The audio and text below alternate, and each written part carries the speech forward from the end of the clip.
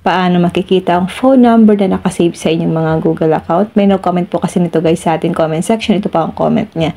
Sabi niya po, paano raw po makikita yung phone number sa kanyang Google kasi raw na-hack. So, ganito lang po ang gagawin nyo para makita nyo po yung phone number ng inyong mga Google account.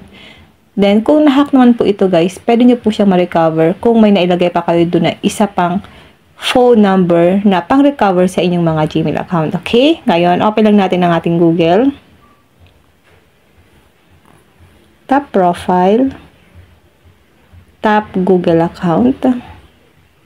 So, ito na guys, makikita nyo po na may nakalagay na po dito na Personal Info, Security and Sign In, Password Manager, Your Device. So, dito lang tayo sa Personal Info kasi gusto nyo makita yung kanyang phone number.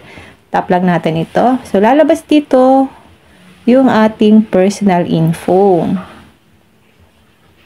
Ayan guys, name, birthday, gender, email address, phone number. So dito nyo po makikita yung phone number. Kung hindi nyo na po ginagamit yung phone number ng inyong Gmail, pwede nyo po siyang i-delete, okay?